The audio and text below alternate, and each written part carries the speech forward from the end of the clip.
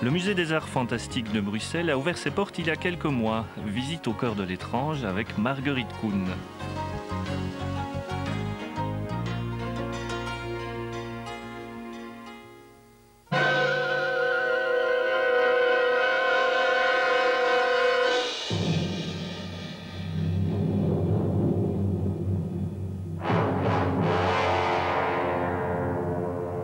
C'est au mois de mars de cette année que le musée d'art fantastique ouvrait ses portes au numéro 7 de la rue américaine à Bruxelles, à quelques pas seulement du musée Horta.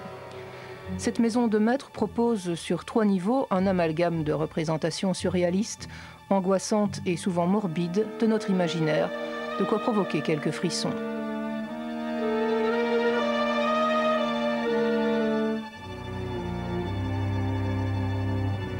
Ça fait pas mal d'années qu'on travaille, donc la SBL, la Maison Bizarre, travaille sur des événements toujours sur le fantastique. Et d'année en année, on a collectionné des pièces et puis voilà, on a ouvert ce petit musée d'art fantastique. D'où viennent les pièces qui sont exposées ici? Donc ce sont des créateurs principalement bruxellois, dans une large palette, je veux dire aussi bien au niveau de la photographie que de la sculpture, que de la peinture ou du dessin. Est-ce qu'on peut justement qualifier l'art fantastique?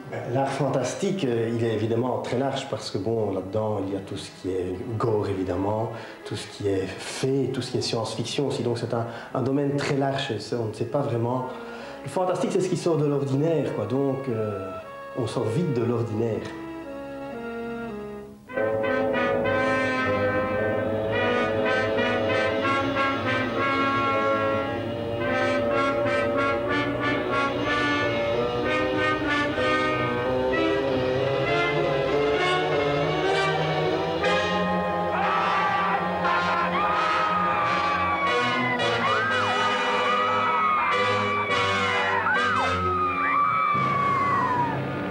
Les collections alternent ici avec des expositions temporaires. La première a pour cadre le Londres de l'époque victorienne et retrace la vie de Joseph Merrick, mieux connu sous le nom de l'homme-éléphant.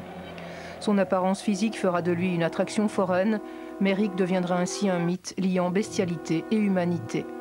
L'exposition rassemble des documents d'époque, des affiches, des photographies, des reconstitutions d'ambiance ainsi que le film incontournable de David Lynch.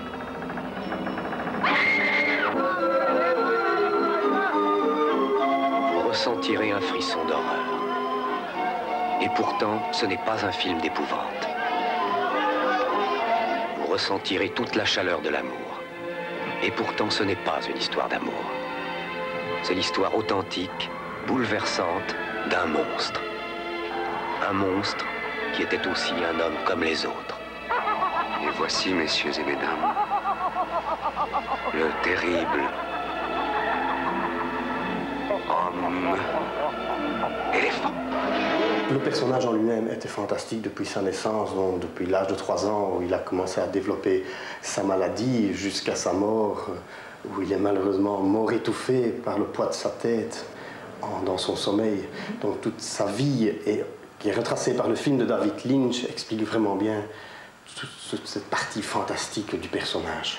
Et dans quel esprit a été constituée cette exposition? Visible pour tout public, on va dire, et surtout parce que les gens pensent que Elephant Man, c'est un personnage qui n'a pas existé, ils croient que c'est un film, mais non, c'est une véritable histoire d'un être qui a vécu et qui a développé cette maladie, cette neurofibrose.